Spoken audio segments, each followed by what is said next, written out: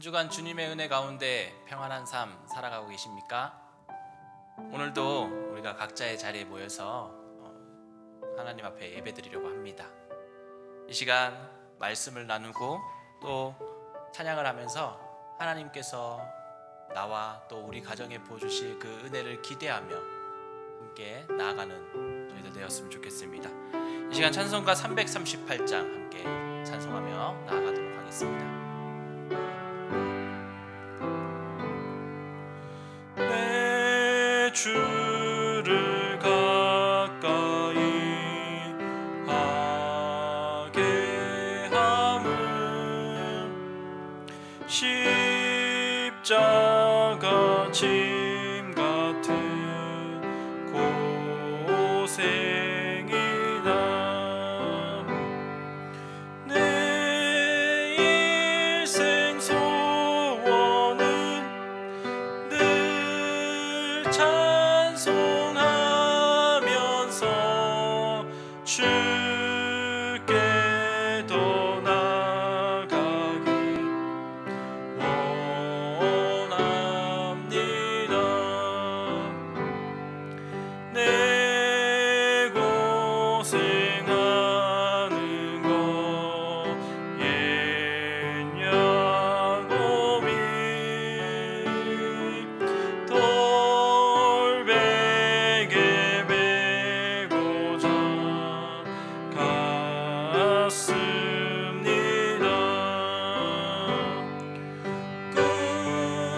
꿈에도 소원이 늘 찬송하면서 주께 더 나아가기 원합니다.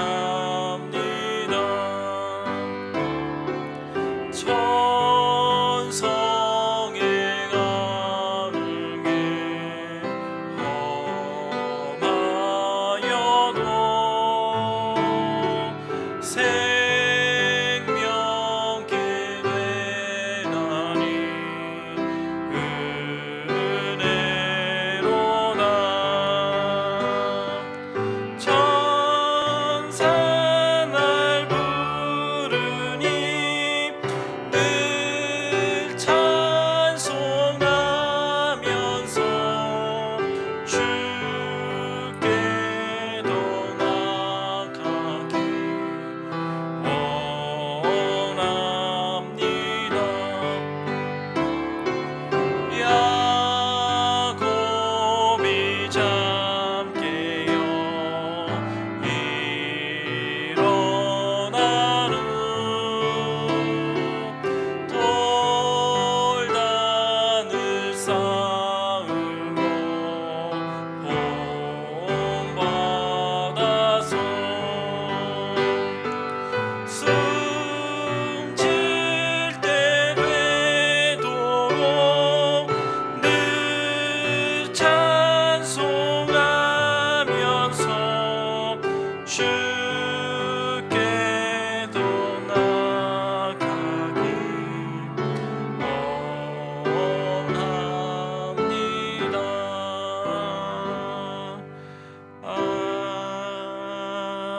아멘. 오늘 우리에게 주신 하나님 말씀은 누가복음 10장 30절에서 37절까지 말씀입니다. 누가복음 10장 30절에서 37절까지 말씀입니다. 제가 가진 성경책은 신약성경 110쪽에 있습니다. 누가복음 10장 30절에서 37절까지 말씀입니다. 우리 한 절씩 하나님의 말씀을 교독하도록 하겠습니다.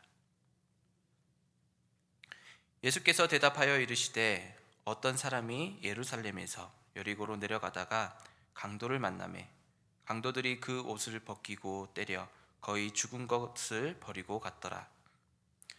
마침 한 제사장이 그 길로 내려가다가 그를 보고 피하여 지나가고 또 이와 같이 한 레위인도 그곳에 이르러 그를 보고 피하여 지나가되 어떠한 사마리아 사람은 여행하는 중 거기에 이르러 그를 보고 불쌍히 여겨 가까이 가서 기름과 포도주로 그 상처를 붓고 싸매고 자기 짐승을 태워 주막으로 데리고 가서 돌보아 주니라. 그 이튿날 그가 주막 주인에게 데나리온 둘을 내어 주며 이르되 이 사람을 돌보아 주라. 병이 더 들면 내가 돌아올 때에 갚으리라 하였으니 내 생각에는 이 세 사람 중에 누가 강도 만난 자의 이웃이 되겠느냐. 이르되 자비를 베푸는 자이니이다. 예수께서 이르시되 가서 너도 이와 같이 하라 하시니라. 아멘. 오늘 말씀 저희가 다 읽지는 않았습니다. 하지만 다들 알고 계시는 말씀입니다. 어느 날 율법교사가 예수님을 찾아왔습니다. 그리고 예수님에게 두 가지 질문을 하는 것을 우리가 볼 수 있습니다. 첫 번째 질문은 무엇을 해야 영생을 얻을 수 있을까라는 질문이었습니다. 율법교사는 자신의 행위를 통해서 구원을 얻을 수 있다라고 생각했습니다. 예수님께서는 이런 율법교사의 의도를 너무나도 잘 알고 계셨기에 그래서 예수님께서는 역으로 율법교사에게 질문하게 됩니다.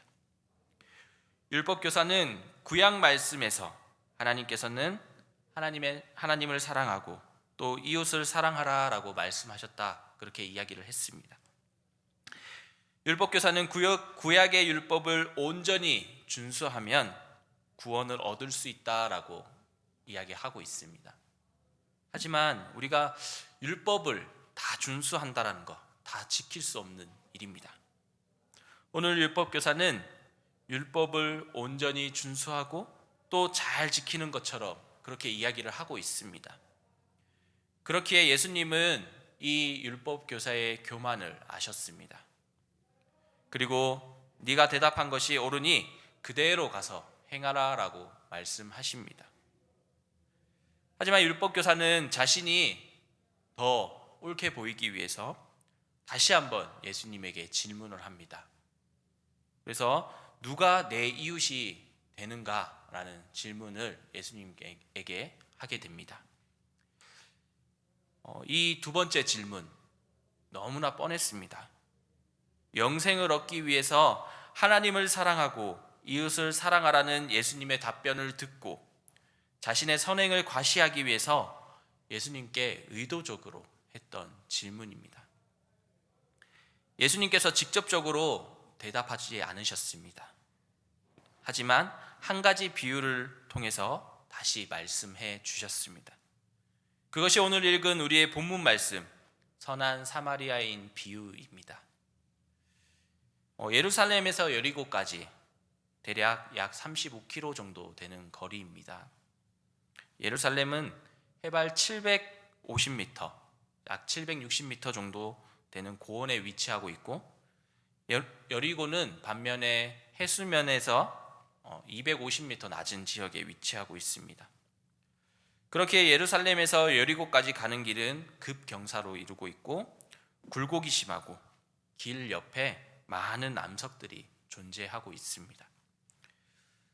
그리고 여리고 지역은 농축산물을 많이 하는 지역입니다. 그래서 농축산물이 풍부한 지역이었습니다. 여리고에서 수확한 농축산물을 가지고 사람들은 예루살렘에 와서 팔게 됩니다. 이렇게 장사하는 사람들이 당시에 많이 있었습니다.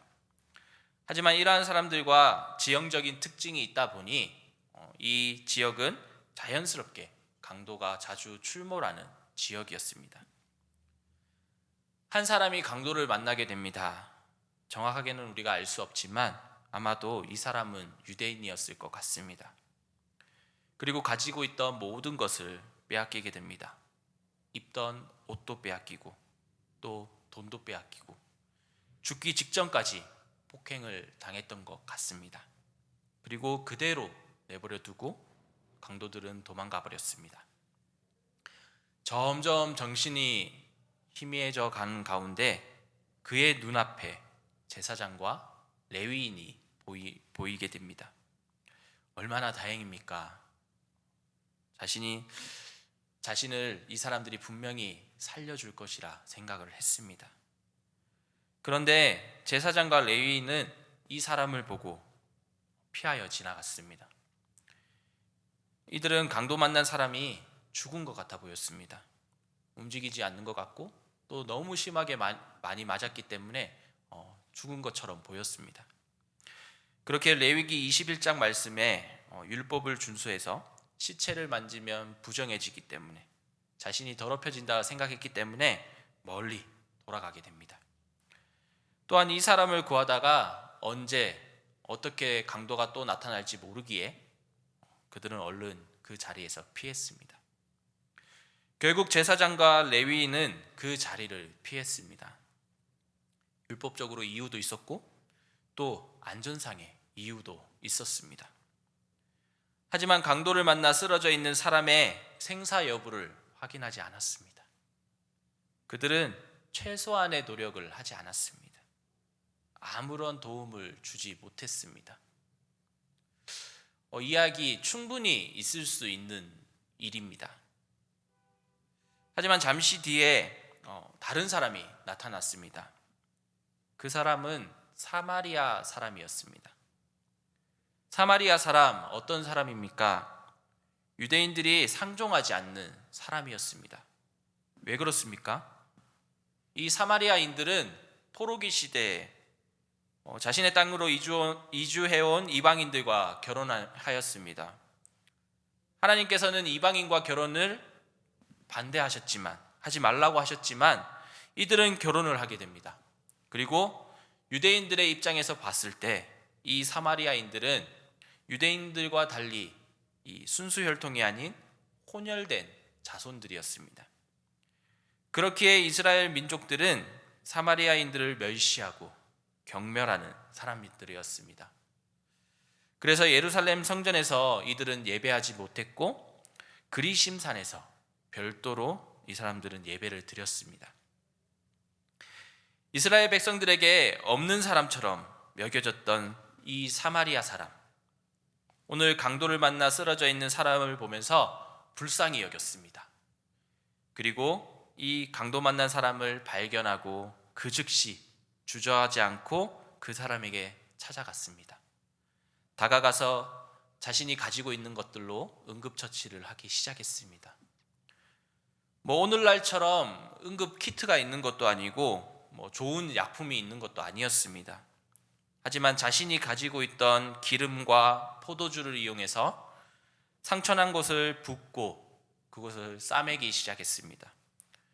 기름은 통증을 완화시켜주는 효과가 있다고 합니다. 또한 포도주는 이 상처를 소독하는 효과가 있다고 합니다.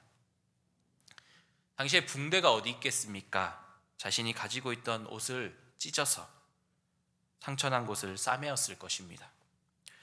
그리고 자신의 짐승에 태워서 여관까지 가게 됩니다.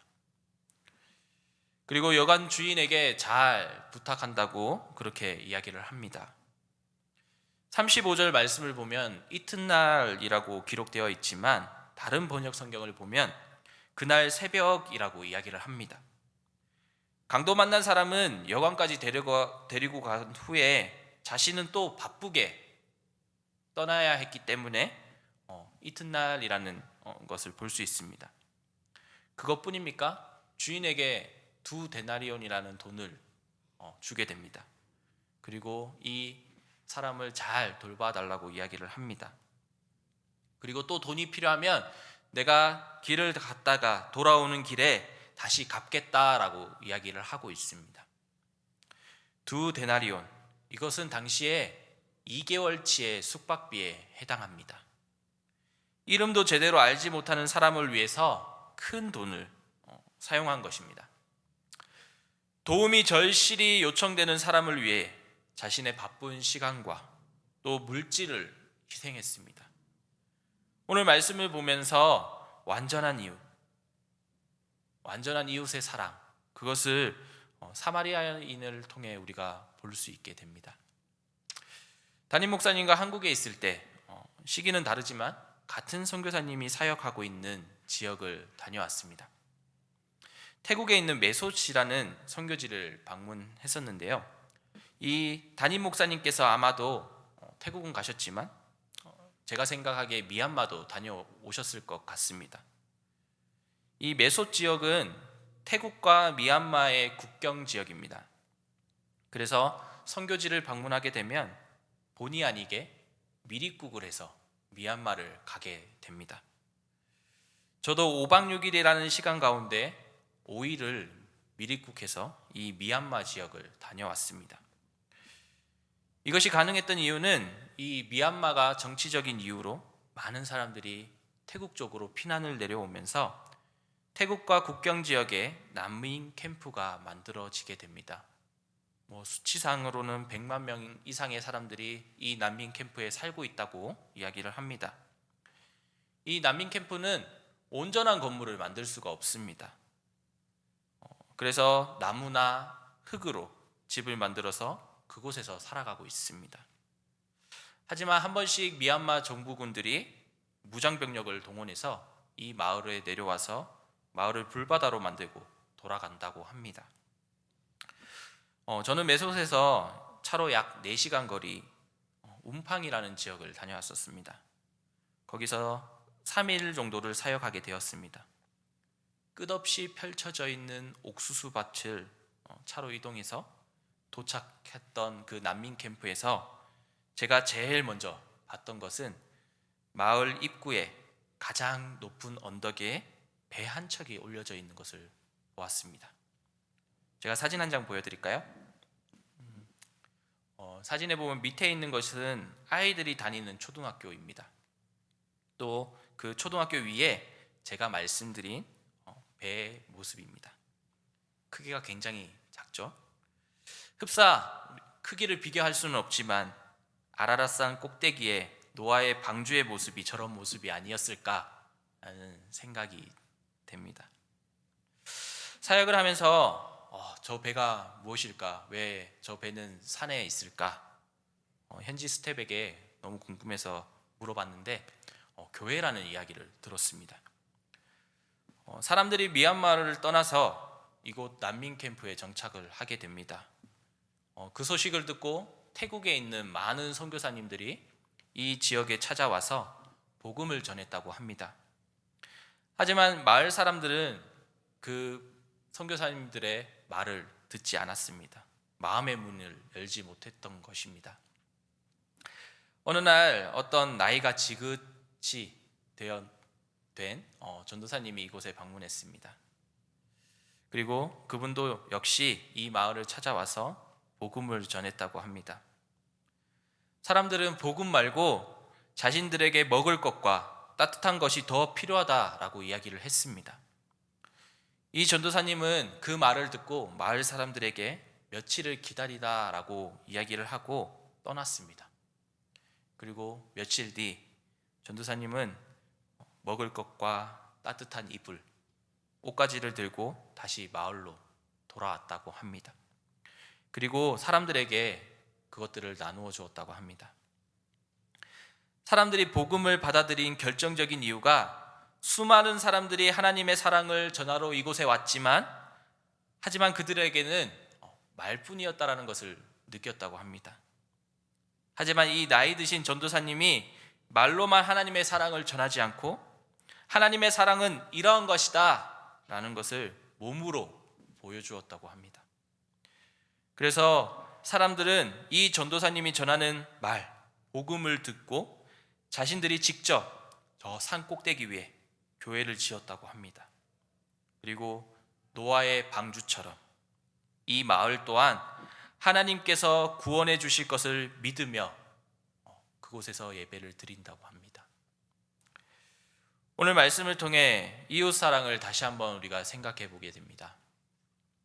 이웃사랑, 먼저 우리의 마음과 물질, 그리고 수고와 노력, 시간, 관심, 이런 여러 가지 많은 것들을 요구합니다. 우리가 남의 것, 공공의 소유를 가지고는 선한 일을 하자고 이야기할 수 있습니다. 하지만 막상 내가 가지고 있는 것으로 선한 일을 하자고 하면 인색할 수도 있습니다. 다행히 지난주 이오타 태풍의 피해가 없었습니다. 하지만 그 전에 태풍이었던 에타 태풍의 피해가 너무 커서 아직도 따뜻한 보금자리로 돌아가지 못하고 있는 이재민들이 많이 있습니다. 지난주 태풍 피해로 슬퍼하고 있는 사람들에게 우리가 직접 찾아가서 위로해 주었으면 좋겠지만 코로나로 인해 위로해 주지 못하고 우리가 마음을 모았습니다. 대략 2주 전 이런 설교를 해야 되겠다라고 생각하고 있었는데 벌써 마음을 모으고 지난주 생필품과 옷들을 전달하게 되었습니다. 그리고 지금까지 물품들이 끊이지 않고 계속해서 교회로 들어오고 있습니다. 역시 발빠르게 마음을 모아서 우리가 움직여 주셨기 때문에 필요한 지역에 꼭 필요에 맞게 물품들이 사용되어질 수 있었습니다.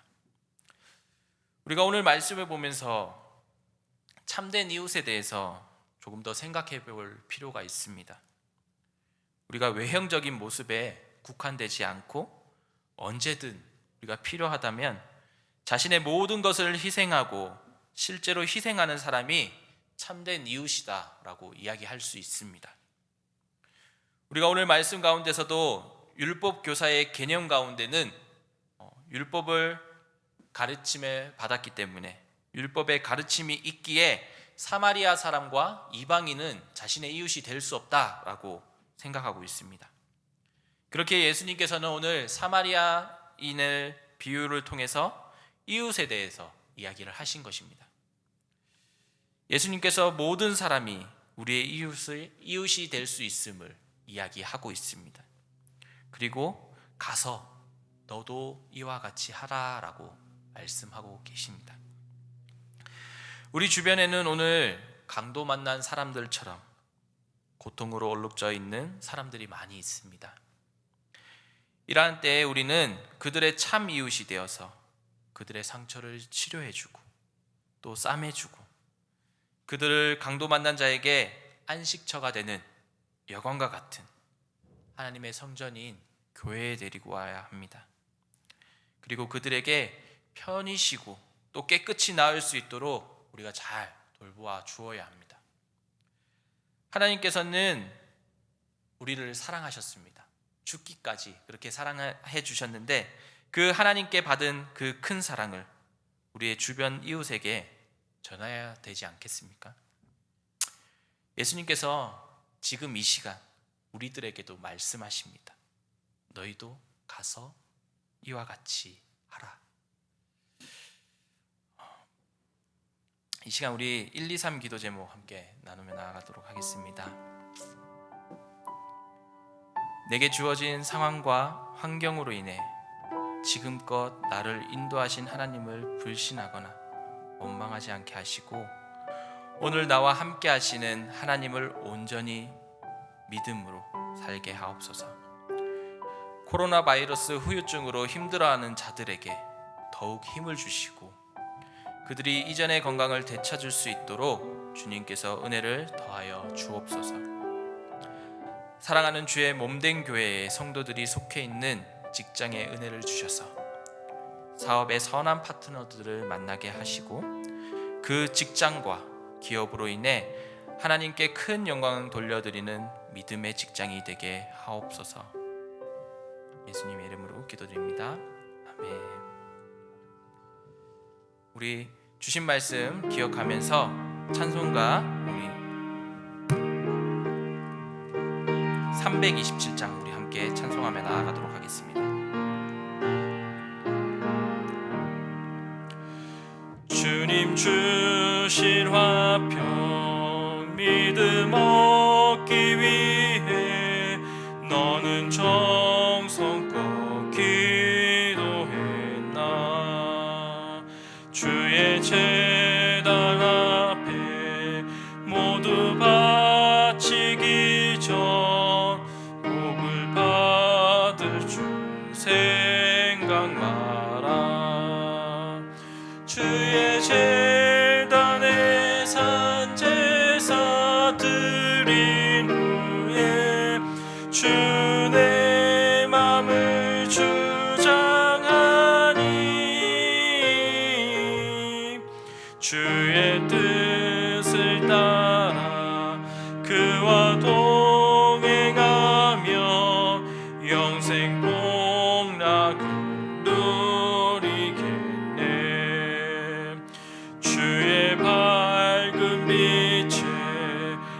항상 활동하며 선한 사업 힘쓰겠나. 자유 얻으려며 주의 뜻을 따라 너의 모든 것 희생하라. 주의 재단에 산 제사드리 후에 주 내 맘을 주장하니